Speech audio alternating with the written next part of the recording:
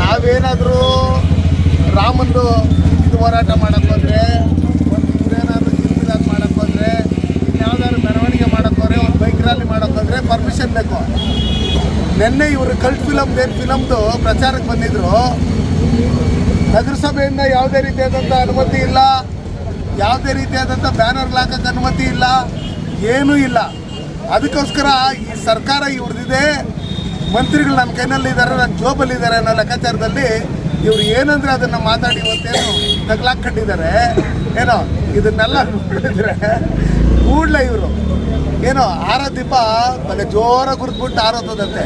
ಅದಕ್ಕೆ ಪರ್ಮನೆಂಟಾಗಿ ವಿರೋಧ ಪಕ್ಷದಲ್ಲೇ ಇರಬೇಕು ಇವ್ರು ಕಾಂಗ್ರೆಸ್ ಅವರು. ಸರ್, ಬ್ಯಾನರು ಫ್ಲೆಕ್ಸು ಕಟ್ಟಲೇಬಾರ್ದು ಅಂತೇಳಿ ರಾಜ್ಯ ಸರ್ಕಾರದಲ್ಲಿ ಆದೇಶ ನಿಮ್ಮ ಬಿಜೆಪಿ ಸರ್ಕಾರದಲ್ಲೇ ಮಾಡಿದ್ರು. JDS ಅವ್ರಿಗೆ ಮತ್ತೆ BJP ಅವ್ರಿಗೆ ಮಾತ್ರ, ಕಾಂಗ್ರೆಸ್ ಅವ್ರಿಗಲ್ಲ. ಈ ದೇಶದ ಸಂವಿಧಾನ ಇರೋದು BJP ಅವ್ರಿಗೆ, JDS ಅವ್ರಿಗೆ. ಕಾಂಗ್ರೆಸ್ ಅವ್ರಿಗೆ ಸಂವಿಧಾನದ ಬಗ್ಗೆ ಗೌರವನೂ ಇಲ್ಲ. ಅಂಬೇಡ್ಕರ್ಗೆ ಅವಮಾನ ಮಾಡಿರೋದವ್ರೆ, ರಿಸೈನ್ ಕೊಡಿಸಿರೋದವ್ರೆ. ಅವ್ರು ಸತ್ತಾಗ ಡೆಲ್ಲಿಯಲ್ಲಿ 6 ಅಡಿ 3 ಅಡಿ ಜಾಗ ಕೊಡದೆ ಇರ್ತಕ್ಕಂಥವ್ರು ಅವ್ರೆ. ಏರ್ ಆಂಬುಲೆನ್ಸ್ ಎತ್ಕೊಂಡು ಹೋಗೋದಕ್ಕೆ ಬಾಡಿಗೆ ಕೊಡೋಕ್ಕೆ ಹೋಗ್ತಾ ಇಲ್ಲ ಇವ್ರು ಕಾಂಗ್ರೆಸ್. ಸುಮ್ಮನೆ